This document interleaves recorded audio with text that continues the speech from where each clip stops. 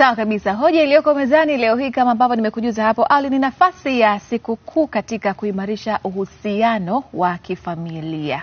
Nafasi ya sikukuu katika kuimarisha uhusiano wa kifamilia. Bila shaka ulikwenda kumsalimia ndugu, jamaa, rafiki wakati huu wa sikukuu ya Pasaka, na umekutana na ndugu ambao uko nao kwa muda mrefu sana, au mnaongea tu kwenye simu kila wakati, lakini sikukuu ikaweza kuwakutanisha na kuweza kuwaleta kwa pamoja. Bila shaka Ngaila pia jana ulienda kwa kabisa, nilienda nikaonana na ndugu, jamaa na marafiki.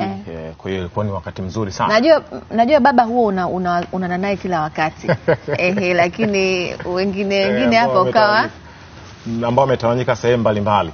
Kwa hiyo sikukuu zina nafasi nzuri sana ya kutukutanisha ndugu, jamaa na marafiki. Kwa hiyo imekuwa ni wakati mzuri sana, hasa wakati wa sikukuu. Wale ambao walitawanyika ama pengine mlipotezana kwa muda mrefu, inakuwa nafasi nzuri ya kukutana tena kwa mara nyingine. Sasa tunajadili kuhusiana na hilo. Tupo hapa na Karoli Mabula, mtaalamu wa saikolojia. Tuzungumza kuhusiana na hili, lakini Sea Tumba, mshauri wa masuala ya kijamii, yupo hapa kujadili kuhusu hili. Karibuni sana. Asante, tunashukuru. Kabisa, tumefurahi kuwa na nyinyi kwa sababu tunaenda kuzungumza jambo sio tu nyeti la msingi kwenye jamii, kwa sababu tunafahamu maisha na hali ya upambanaji, watu wametawanyika sehemu mbalimbali. Sasa ikifika wakati wa sikukuu mnakutana tena. Inawezekana sikukuu ikawa ndo njia sahihi ama kubwa zaidi ambayo imekuwa ikikutanisha watu. Karibu sana Sea. Asante. Naweza nikasema ndio na nikasema hapana. Sikukuu sio sababu kubwa sana ya kuweza kuwakutanisha watu katika familia. Familia tunapishana katika malezi na mahusiano tuliokuwa nayo toka nyuma. Nikiongea hivyo kwa sababu kuna baadhi ya familia imejijengea licha ya sikukuu ya Idi au ya Krismasi ama ya Pasaka. Wao kila baada ya mwezi huwa wanakutana. Mwezi huu tutakutana kwa Adija, mwezi huu tutakutana kwa Jioni, mwezi ujao, yani katika hile familia yenu. Na wanakuwa wamejipangia katika familia. Mnapokutana tunajua mwezi huu tutakutana kwa mama. Kwa hiyo sisi wote tunakuwa kuna kiasi cha pesa fulani tunapangiana, tunampelekea mama. At least inaendelea kutokana na uwezo wako. Kila mtu atachangia shilingi 10,000. Kwa hiyo wote tutakutana pale na tutakula, tutakunywa, tutaenjoy. Mwezi mwingine tunaenda kwa fulani naye anachangiwa. Kwa hiyo ile hela atanunua chakula na nini na kibaki pale tena mnaanza 2,200 mnamwachia pale. Lakini kuna familia zingine hazielewi na wala hazijui. Hawana kukutana sikukuu ya aina yoyote wala siku yoyote. Kila siku wako busy. Mimi nilikuwa naomba katika sisi wa Tanzania tungejenga utamaduni huo. Sio kama wote tunakutana. Wenzetu kuna kabila fulani wanakutanaga huko kwao Moshi kila Christmas. Wanapenda kukutana Moshi. Lakini sio wote kama wanakutana wote, hapana. Kuna wengine wanabakia. Lakini mimi nataka kuuliza, je, ni ugumu wa maisha ama ni kitu gani kinachotufanya watu tusipende kukutana kila wakati katika familia? Unadhani nini hasa ambacho kinasababisha? Ni ugumu wa maisha? Wewe katika pita zako za huko mtaani Sea, unadhani ni ugumu wa maisha au ni heka ni nyingi, ama kuna changamoto kwenye familia, ama nini hasa ambacho kinatokea? Na navyoona katika mitaani kwangu unaona heka ni nyingi. Ni heka za kutafuta kusonga mbele kimaisha ili mradi kutafuta riziki. Kwa hiyo unaona mimi niende kwa Sea kule tukakae tupike tukula pale. Wakati mimi mwenyewe nyumbani kwangu, wakati mimi mwenyewe nitakula mimi hapa na familia yangu. Sasa anajiuliza mtu, nichukue mimi, mke wangu, watoto wangu, hii nauli ya kutoka Jet Room mpaka niende kwa Sea Gongo la Mboto kwa mimi naweza wapi? Hii hela hii tutapika kwetu, tutakula hapa, tutaenjoy. Nayo ni heka katika utafutaji wa maisha, inatufanya watu tusikutane kila siku. Sidhani kama sisi wa Tanzania tutakuwa na fursa au tutakuwa na uhuru au tutakuwa na jambo la kusema kwamba na sisi tufanye utamaduni wa kuweza kukutana kila wakati. Kabisa. Karoli, kwa upande wako unasemaje? Unazungumzaje swala hili la sikukuu kuweza kukutanisha au kuwaleta kwa pamoja familia? Asante. Mimi nadhani kwa uhalisia ulivyo kwa sasa, hasa kwa nyakati hizi ambazo tuko nazo, ambazo ukiangalia watu wengi wako bize, majukumu ni mengi. Ukiangalia kwa sasa, asilimia kubwa sikukuu ndio inayokutanisha watu. Na sio watu tu kwenye jamii, ni kuanzia kwenye familia. Kwa sababu unaweza ukakuta kiuhalisia kuna baadhi ya familia zinaweza zikamaliza hata mwezi labda hajawahi kukaa pamoja na baba. Pamoja kula chakula cha mchana. Familia tu kama familia. Kuta mzazi yuko bize, anasafiri, anaenda wapi, anafanya nini, labda yuko kwenye biashara, anarudi usiku, watoto wamelala. Lakini ukija kwenye upande wa sikukuu, na hasa ukichukua tafsiri yenyewe ya neno sikukuu, hata nyinyi au wale walioko kwenye majukumu mengine, asilimia kubwa sikukuu huwa ni siku ya kupumzika. Kwa hiyo ni siku ambayo mara nyingi familia huwa zinatumia ile siku kwa ajili ya kufurahi, kubadilishana mawazo. Wengine ndio wanatumia, kwa mfano kwa upande wa watoto, wengine ndio wanatumia kufikisha issues zao kwa wazazi. Na ukiangalia kuna changamoto ipo. Naweza nikauliza swali moja. Kwenye sasa kwenye hivi vipindi vya sikukuu. Unadhani ni kundi gani? Ni kundi gani in terms of umri au umri na vyovyote, hata makundi yoyote ambao huwa wanafurahia zaidi sikukuu? Leo wageni wetu wanatuuliza maswali, ndugu yangu. Upo? Unadhani ni kundi gani? Mimi naona kama ni watoto ndio wanafurahia sana. Good. Unadhani kwa nini wanafurahia sana? Ndio pale ambapo wanaenjoy, wanakutana bana ndugu zao, baba amekuwepo nyumbani kamletea zawadi, kuna chakula kizuri, kuna pilau, kuna nini, hiyo vitu vyote. Kwa nini wafurahi siku zote? Imani leo ninahojiwa. Okay. Nilichotaka kukimaanisha ni kwamba asilimia kubwa sasa hivi kwenye jamii na hasa kwenye familia zetu na upande wa watoto, kwa sababu familia hasa kwa sisi wazazi tunaangalia zaidi watoto. Watoto wanapungukiwa, kuna kitu tunaita emotional attachment. Yaani ile uwepo wa wazazi na kuwasikiliza na kuwaelewa.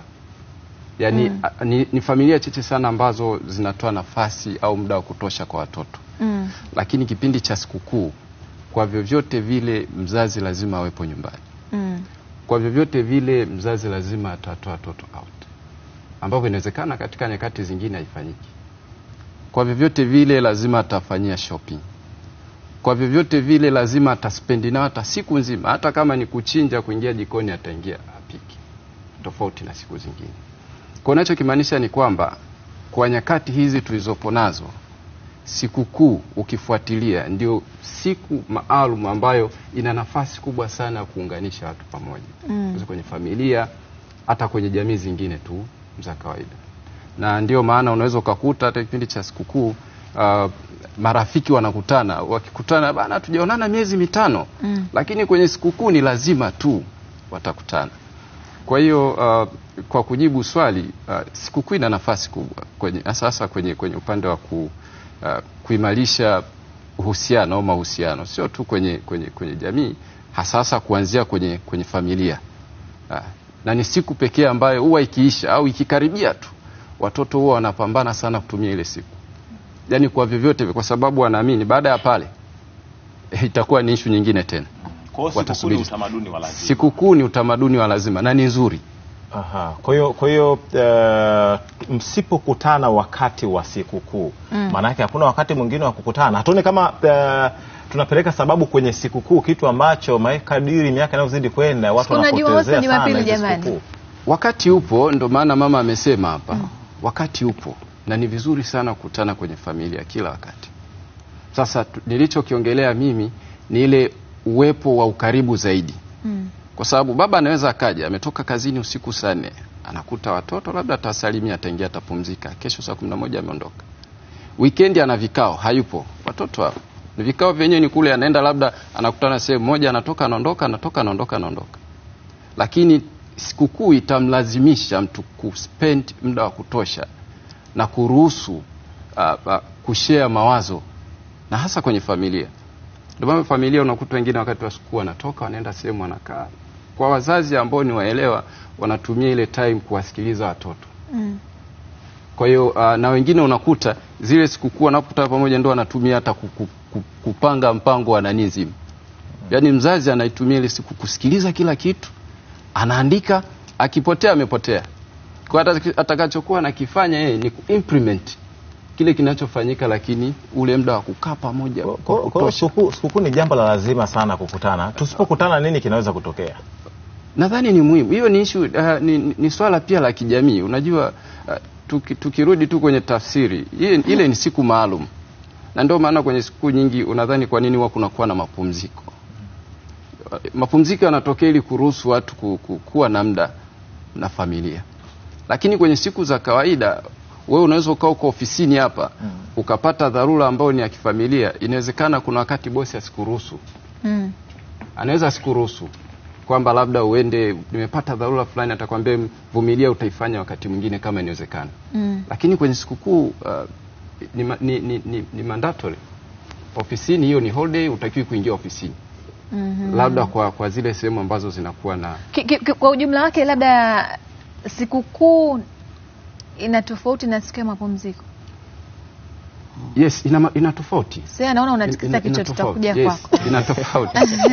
Ina tofauti kwa sababu mapumziko ni kama hizi weekends. Hizi weekends ni siku za mapumziko kwa sababu kwa wale ambao wameajiliwa wanakuwa wanapumzika. Na kupumzika ni kupunguza tu kufanya kitu fulani, unakisitisha kwa muda alafu na nani. Lakini kwenye sikukuu kuna vitu vingi vinafanyika, events nyingi, mambo mengi yanafanyika.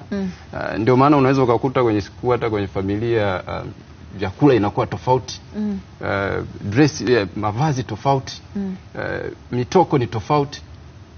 Sikaona hiyo na hiyo. Kwa hiyo ni siku ambayo kwanza ni siku ambayo watu wanakuwa na furaha. Tofauti na mapumziko ya kawaida. Mapumziko mtu anaweza akaamua tukakaa tu nyumbani tukatulia, au mzee akaamua akalala, naomba leo nipumzike nisisumbuliwe, na inawezekana kusiwe na demands za vitu vingi. Sia, kwa upande wako? Sikukuu ni muhimu, ni siku ya furaha, ni tofauti na siku ya wiki, mapumziko ya Jumapili. Ni tofauti. Mapumziko ya Jumapili hata utasema leo baba yuko nyumbani, watoto haya, sisi wengine tuna wajukuu, ukasema tutapika chakula kizuri tutakula, lakini iko tofauti na sikukuu. Tofauti ya sikukuu, shamla huwa zinaongezeka, zinazidi, kama makaswida ndani, miziki ya kawaida na nini, hususani kama tulivyosema umri wa watoto. Wale watoto wetu kuanzia miaka 14, 15 kushuka chini, 15 kushuka chini, wale ndio sikukuu yao ninavyoiona mimi. Ndio maana wazazi, tuseme familia inakusanya ile familia. Unajua familia sasa hivi tunapokwenda sasa hivi, familia sasa hivi ni baba, mama na watoto wake. Zamani kulikuwa kuna mtoto wa mjomba, mtoto wa shangazi, mtoto wa nani, tulikuwa tunalelewa sehemu, mnakutana kundi kibao, wengine hata mjuani, mnaenda kujuania pale. Naambia huyu mtoto wa shangazi, mtoto wa mjomba, mtoto wa nani. Sasa hivi hayo mambo yalishapitwa na wakati. Na zamani ndio tulikuwa tunaita ile familia. Siku hizi zile familia za zamani na hizi familia tunazo kwenda nazo sasa hivi hazipo. Sasa hivi mimi naiona familia baba, mama na watoto wake. Akiwa kama sisi watu wazima na wajukuu zake wawili wamekuja pale. Ni tofauti na sisi familia tutoke hapa, mimi na nani na nani na nani, tuende kwa baba na mama, kwa wale waliojaliwa kuwa na wazazi wao, mkapika huko mkala na nini. Atatokea dada yangu Hadija, mimi nakula huko na mume wangu na watoto wangu. Familia na sikukuu ni ngumu kuikutanisha familia, kwa sababu dada atataka kukaa na familia yake. Sijui tunaongea maana kuna familia za kwetu sisi wa Tanzania tulishakuwa na watoto wa mjomba, wa shangazi, wa nini, wa nani, tunakaa pale. Lakini sasa hivi mimi namuona dada, mume wake na watoto wake ni familia. Mimi na watoto wangu na wajukuu wangu ni familia. Ni tofauti kama wenzetu. Mimi nimekwenda nchi za nje kidogo kutembea, nikakuta kuna utamaduni tofauti na sisi. Nikashangaa sana. Kuna watu wamezaliwa 6 katika tumbo lao moja. Kwa hiyo tunahama nyumba nzima inafungwa, tunakwenda kwa kaka mkubwa. Kule tutakuta kila kitu. Kama ni gari litashusha soda, gari zima linashusha soda. Haya tunaoyaona hapa. Yatashusha soda zitajazwa hapa. Yanaonwa maji, yanashushwa gari zima anaweka hapa. Kwa hiyo ukoo mzima katika ile familia ya watu 6 sijui 12 wote mpaka na virembwe na wajukuu watakwenda kule. Kwa hiyo kule watakula, watakunywa. Nichukulie sikukuu ya Idi. Watakwenda Idi Mosi. Na sio Idi Mosi, mnakwenda ile siku mwezi ulioandama. Ile jioni. Ile jioni. Mnahama kabisa. Kila mtu ana begi lake, Tanzania anaenda Morogoro. Ina maana kama tunatoka hapa tunakwenda tu hapo Bunju. Kwa hiyo tutakaa kule kuanzia ile siku. Watu watakula mpaka ile siku ya Idi sasa. Kuna vyakula vya kila aina viko hapo, wapishi wanakuepo hapo, hapana mchezo. Mtakula, mkimaliza pale jioni mnakwenda kwa ile kaka anayefuatia. Jamani. Familia nzima, yani ni kundi, magari ukianza kwenda utasema sijui msafara unaenda wapi. Unaenda mnatua pale, mtakula, mtakunywa nini. Jioni mnaondoka, mtakwenda kulala kwa mwingine. Sisi kwetu Tanzania hatuna familia hizo. Familia za kwetu sisi wa Tanzania, na sasa hivi tulikuwa tuna familia kubwa, sasa hivi zile familia zilishakwisha, kwa sababu mimi naweza kuondoka hapa na mtoto wangu na mjukuu wangu na kwenda kwa dadangu, atakununia. Unamkuta hayuko, hana hobi ile ya kila siku ambao mnakutana mnapopigana simu. Vipi mambo, hamjambo huko na nini, habari za huko? Siku hiyo anakuwa hana. Sasa hilo limetokana na nini? Kwa sababu tunafahamu sisi pia tupo kwenye tunaita ideology ya ujamaa. Na tumetokea huko. Sasa maana yake ni kukusanyika, kukutana pamoja, ni wamoja, kushirikiana. Kwa nini inatokea hiyo? Mtu ananuna kutembelewa na ndugu zake. Mara nyingi sana inatokea. Mimi nasema kutokana na ugumu wa maisha. Ugumu wa maisha unakuwa huyu naye kaja, mbona hata sikumwalika, lakini hakwambii, lakini uso wake utakwambia. Mimi nikimwangalia tu mtu najua huyu ananitaka, hanitaki, hanipendi, leo hajataka nije hapa. Hata unaenda kumtembelea tu mara moja, habari za saizi, salama na nini. Yaani unajua tu huyu anitaki, dakika 10 tu naambia jamani nimetokea huko, ulikuwa unakwenda kwake. Lakini unasema nimetokea huko nikapita hivi nikaona nisipite hapa. Sasa nimepita tu kukusalimia mara moja, mimi naondoka. Lakini sasa hujampa taarifa ile ajiandae. Utakuwa umwandae bwana siku 3 kabla, bwana nitakuja, vipi utakuwepo? Ndio natakiwa sasa tujifundishe hayo. Hayo sisi wa Tanzania tunatakiwa tujifundishe, kwa sababu sisi wa Tanzania hatujajifundisha hayo. Wenzetu wa huko nilikotoka huko wamejifundisha. Lakini nadhani pia kuna wale ambao wana hiyo tabia hapa Tanzania, ambao wanakujuza kwanza kwamba siku fulani nitakuwa mgeni wako. Ama wewe pia unaweza ukaniambia Beti siku fulani ni karibu nyumbani, si ndio? Ndio. Nadhani hiyo tupo. Utamaduni huo upo Tanzania. Tena sana. Na bado kuna mtu upo, lakini kuna taarifa bado anaweza asipokee. Unaweza kumwambia mtu utamaduni huo kwa kwetu Tanzania upo, mimi nitakuja, ukampokea vizuri. Lakini nyoyo za sisi binadamu zinatofautiana. Tukubali tukatae, nyoyo zetu haziko sawa. Kila mtu na nafsi yake. Kuna mtu anapenda watu, kuna mtu hapendi watu. Kuna mtu anapenda wageni, yani anaona raha wageni waje nyumbani kwake. Kuna mwingine anakuwa kile kitu anaona kama ile nyama yangu nusu tena nilinunua hapa na huyo hao ameshakuja itakuisha. Hii ningekula mpaka kesho. Sasa unakuta hata yale mapokeo yake atakwambia aliyokupokea yanakuwa hayakuridhishi wewe uliokwenda pale. Mgeni hata kienda na mizigo, vyakula, vitu mbalimbali bado inaweza kuwa kero. Ukibeba vitu ukaenda navyo. Nyinyi watoto mpokeni mdogo huyo kaja. Hapo jasho tena linavuja makwapa tena anavuja jasho, unakuja na mizigo. Watu kibeba mizigo makwapa yanavuja jasho pale unaingia. Watoto nyinyi hamjamwona baba mdogo huko, mpokeni baba mdogo, nendeni mkampokee. Nyinyi mama mkubwa mmemsahau, kampokee mama mkubwa huko. Wanajua hali mizigo hii iliyokuja itatuongezea. Lakini wao unakwenda mikono mitupu na kipoti chako kama chini nimebeba cha kumbebea, tena unasema huu mzigo umekuja kuniongezea tena gharama zingine tofauti. Hizo zipo katika kula pilau katika hii. Lakini kuna mwingine anapiga tu simu, jamani leo sikukuu, jamani leo sikukuu. Kuna mwingine leo sikukuu, kesho kutwa tutakuja kwako, jamani karibuni, au njooni kwangu, ipo. Lakini binadamu si nimesema tunatofautiana. Sasa Mimi naamini kitu kikizungumzwa sana maanake kuna shida mahali. Siku hizi sikukuu zinazungumzwa sana kuunganisha familia. Upande wa saikolojia inawezekana kuna sehemu jamii imetengana, ndio maana tunazungumza sana sikukuu kama sehemu ya kiunganishi, si ndio? Ni wapi hapo? Kama nilivyosema mwanzo, unajua sasa hivi kwa hali jinsi ilivyo ya kimaisha na nini, watu wako busy. Yaani uhalisia ule ukaribu na mahusiano ambayo yalikuwepo katika nyakati fulani za nyuma umepungua. Na ndio maana mama ameongea kitu kimoja hapa kwamba sasa hivi ukichukua tafsiri ya familia kwa asilimia kubwa ukizitafuta, imebaki familia ya baba, mama na watoto. Sio zile familia ambazo zilikuwa zinaunganisha pia ndugu, mtu unaishi kwako na wadogo zako hata watatu wametoka mkoani uko nao pale. Sasa hivi baadhi ya familia hadi zimekuwa, alikuwa anasema mama hapa na wewe pia umeizungumzia, zimekuwa na taratibu hata kwenye zile familia za karibu. Yaani unatoa taarifa kwenu, mkitaka kuja kwangu mnitaarifu. Ni sawa. Lakini ukienda sasa umeulizia kwenye upande wa kisaikolojia, ina athari. Yaani mimi ni ndugu yako wa karibu afu unanipa limitations. Unadhani nitaishi vipi? Sasa imefikia hatua sasa hivi hata wale ndugu wa karibu ukifuatilia mahusiano yao pia yamekuwa ni ya kuulizana. Yaani mahusiano ambayo mtu unafurahi kama alivyosema mama, unaweza ukaenda tu ni kwa mdogo wako kafika akafurahi.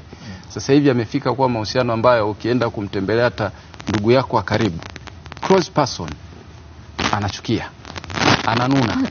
Lakini kununa ni kwa nini? Kununa ndio hiyo changamoto za kimaisha, maisha yanakuwa ni magumu. Lakini sasa namna ya tunasema namna ya kuexpress zile hisia za changamoto ya ugumu wa maisha kwa ndugu au kwenye jamii au kwa watu wa karibu ndio inaleta athari. Sasa hivi imefikia hatua hadi familia watu wanasusiana kutembeleana. Na ni ndugu wa karibu. Wanasusiana kutembeleana. Kwa sababu gani? Mtu anawaza ninaweza nikaenda kwa kakaangu, nikitoka atanisema. Na kwa nini usemwe? Kuna kitu labda utakuwa umefanya la. Sasa ninachokisema ndo kile kile. Yaani hakuna kitu kingine, ni changamoto ya ugumu wa maisha. Ukiachana na zile personality za kawaida kama hivyo sema mama, kuna wengine wako hivyo. Yaani kuna watu wengine wako hivyo tu. Hiyo ni nature yao. Sawa. Lakini sasa tukirudi kwenye familia hizi ambazo mimi nazizungumzia, familia ya inayohusisha watoto wa baba mmoja na mama mmoja. Kununiana au kususiana kutembeleana. Changamoto inakuja kuwa hapa kwamba ugumu wa maisha. Mtu ametoka mkoa anakuja Dar es Salaam, labda wewe unapambana unaishi chumba hivyo na gharama zingine, alafu mtu anakuja anasema kwa sababu yeye ni mdogo wako tu afiki akae tu. Utaanza kuumiza kichwa kwa sababu haingizi chochote. Wewe ndiye unaye spend gharama zote. Yeye haingizi chochote. Sasa ndani inaanza kujengeka chuki au maumivu kwa wewe mwenye familia. Hizo tunakutana nazo. Mtu anakuwa anaumia ndani. Huyu ni mdogo wangu, siwezi kumfukuza hapa, lakini yupo anakula bure na inawezekana na uwezo kabisa wa kufanya kazi. Umeelewa? So at the end of the day ndio inafikia hatua sasa watu wanaanza kususiana.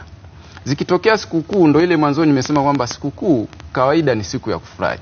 Yaani mtu akija rafiki yako siku ya sikukuu nyumbani kwako hata bila kukutaarifu, sidhani kama utachukia. Siwezi kuchukia jamani. Kwa tusome maoni alafu tutarejea.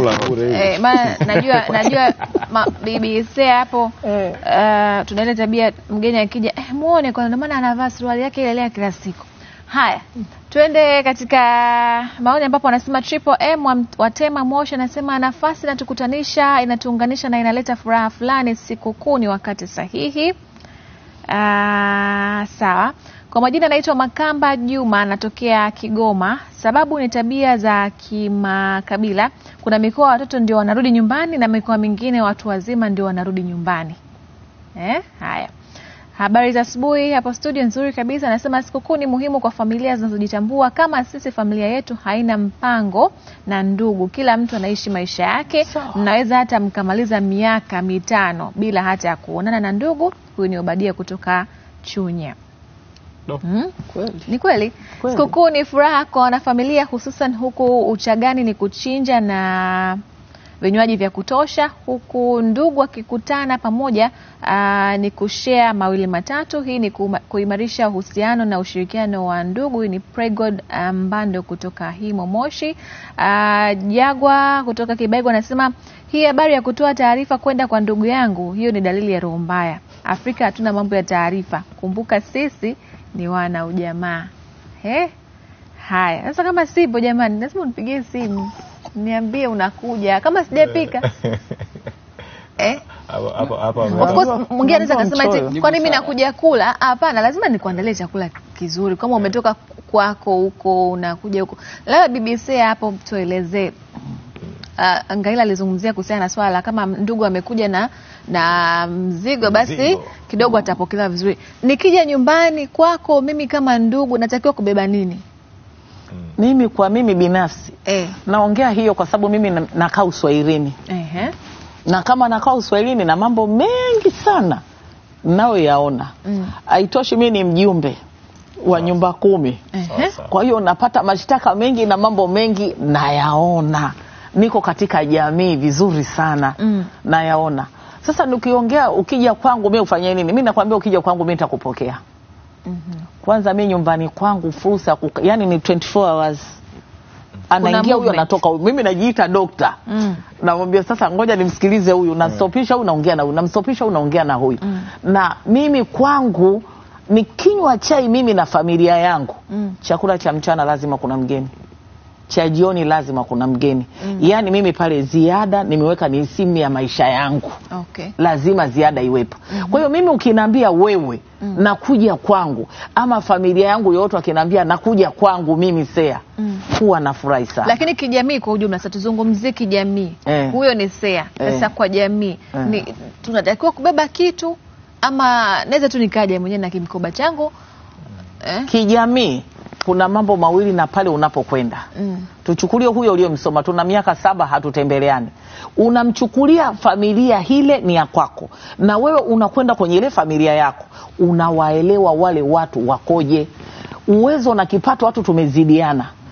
Kuna mwingine unafika ataona furaha. Chukua tena juisi sio kanuni ya matunda. Chukua juisi kwenye friji mpe mgeni. Au nani msichana hujaona wageni hapo wamekuja. Kwa hiyo msichana anajua wajibu wake ni nini. Kuna mwingine sasa anaumia na kile kidogo alichokuwa nacho. Kwa hiyo sasa kama yule wewe ni ndugu yake umemjua huyo ndugu yangu anaumia na hichi kidogo alichokuwa nacho na mimi nampenda ni ndugu yangu, utafanyaje? Tumetoka tumbo moja. Ndio unapitia sasa. Kwa hiyo kumbe mtu anavyokuja ndivyo alivyokutafsiri. Anakusoma. Huyu ni ndugu yako unamuelewa. Sasa hii nimejifunza. Anakusoma. Na mzigo ajua ashajua mimi tatizo. Wewe ni tatizo.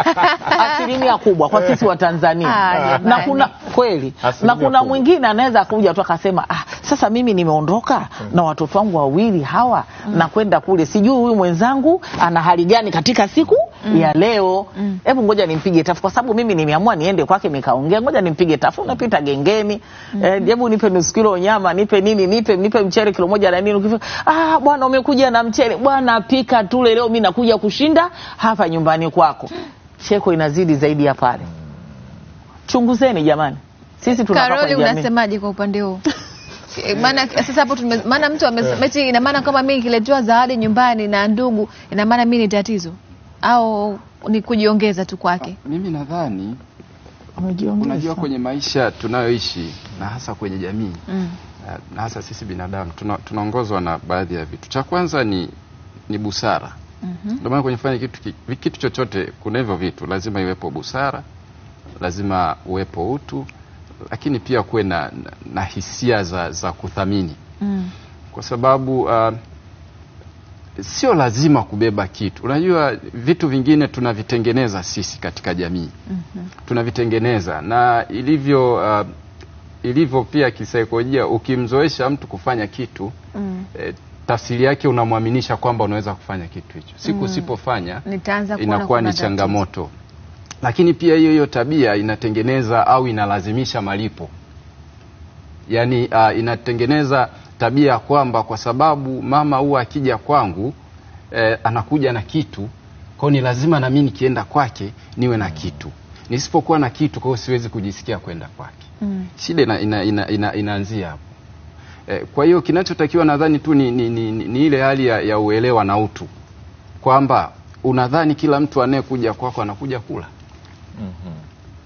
Au unadhani kila anayekuja ndio yani ndio kitu ambacho kinatuleta kwa pamoja, lakini sidhani pamoja. Yes, hapa nimetoka kwenye upande wa sikukuu. Kwanza tunaongelea mantiki ya mtu kutembeleana kwanza, kwamba unadhani mimi nikija kwako mama ninakuja kula, au unadhani nikija kwako ninakuja kukupa gharama fulani.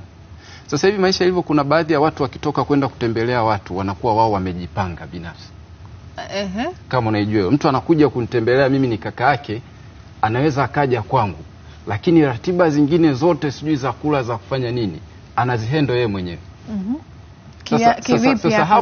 Sasa hapo ndio utu na busara ndani ya familia inafanyika. Unafanyaje? Kuna watu mtu anakuja kutembelea, muda wa kula yeye muone, akirudi anakuambia mimi nimeshakula. Sasa hiyo ni tabia mbaya. Umekujaje kunitembelea kwangu na sasa hapo ndipo shida inapokuja, ndio ninaposema kwamba kuna baadhi ya vitu vinalazimisha vitu vingine kutokea kwenye jamii. Kuna baadhi ya vitu vinalazimisha vitu vingine kutokea katika jamii. Moja wapo ndo kama tumesema, unapata mgeni alafu unanuna. Anakuja mgeni ni kaka yako, mkikaa sebleni ya mzungumzi, wote mko bize kwenye TV au simu. Kwa mtu mwenye akili ya haraka anajiongeza. Anasema hapa kuna shida, hapa sitakiwi. Sasa kujiongeza kwako Karoli, si ushajua kwamba huyu amenuna. Uage, lakini sio uende ukale afu ndio unazidi kuninunisha zaidi. Unajua ni kwa nini sasa hivi pia watu wengi wanapata stress na depression? Watu hawasemi. Mimi nakuja kwako, umevuta mdomo kila siku, huniambii ni mdogo wako, usemi chochote. Nikija tumekaa mezani, tumekaa sebleni, utashumu tuko sawa, lakini uko busy na simu, dakika 2 unaniaga, mdogo wangu mimi naenda kupumzika. Kesho yake unatoka unaenda kazini, ukirudi mambo yanaenda hivyo, husemi. Sasa yule ni mdogo wako, amekuja kutembelea, ile ni familia. Kama huwezi kumwambia kwamba hapa kuna changamoto ya hiki na hiki na hiki, inabidi tufanye hivi. Sasa ajiongeze, ajitoe kwenye ile hali niliyosema mwanzoni ya kwamba mtu anachomoka anaenda kwa mantilie, anakula, anarudi ndani alale. Asa wewe utakuwa unataka marezo, kwa sababu mpaka umekuja nyumbani kwangu na umeona nimenuna na bado unalala, au una moyo wa ajabu. Shida ndio inakuja hiyo sasa. Mimi ni mdogo wako, wewe ni mdogo wangu damu. Wewe ni mdogo wangu, wewe ni mdogo wangu wa damu. Nimekuja kwako wewe. Sawa, hatuna ugomvi, najua hatuna changamoto yoyote. Si ni familia, tunashare baba, tunashare mama. Hatujawahi kugombana. Nimekuja kukutembelea kiroho safi. Ndio. Lakini tuko ndani. Sikuelewi. Husemi chochote, labda kuna namna nitakiwa nifanye. Sasa matokeo yake yanakuwaje? Matokeo yake ndio hayo. Huyo mtu siku akiondoka hawezi kurudi kwako. Lakini utajikuta unakuwa ni wewe, kama alivyosema mama, wewe na watoto wako. Basi ndugu wanapaswa kuwa marafiki ili waweze iwe kuwa rahisi wao kuingiliana na kuzungumza. Yes, ni kitu cha msingi sana. Ni kitu cha msingi sana. Lakini kama tulivyosema mwanzo, familia nyingi sasa hivi zimeweka gap. Kumekuwa na magap. Kwa sababu gani? Sasa hivi unajua ubinafsi umeingia hadi kwenye familia za watu ambao wana relate kwa damu. Yaani sasa hivi imefikia hatua kila mtu anaangalia sehemu yake. Kila mtu anapambana sehemu yake. Sasa siku ambazo wanakuja kukutana, ndo tunarudi kwenye mada ya leo, ni hizi siku zinazowalazimisha, hizi siku za sikukuu. Alafu bahati mbaya pia ukifuatilia, wengi wanaokutana hata kwenye sikukuu hawazungumzii, ni wachache sana ambao wanazungumzia mambo ya kifamilia. Wengi wanakutana kwa ajili ya burudani, wanasema wanakuja kufurahia. Kwa wakimaliza wanaondoka. Unakuta vitu vya msingi ambavyo labda ni changamoto za kifamilia hawajazizungumza.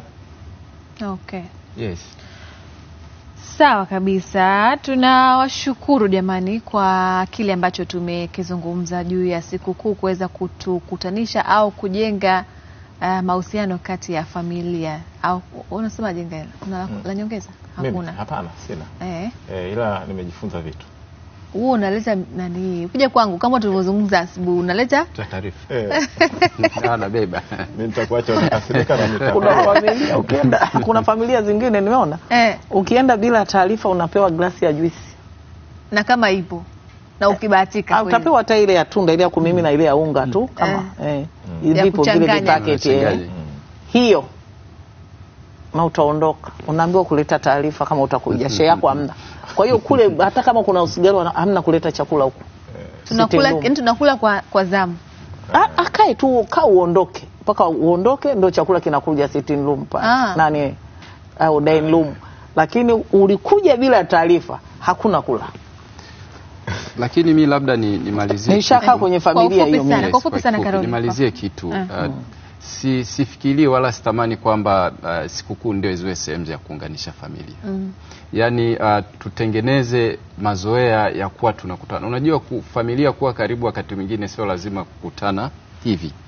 Hata kutengeneza mazoea ya kuwasiliana mara kwa mara.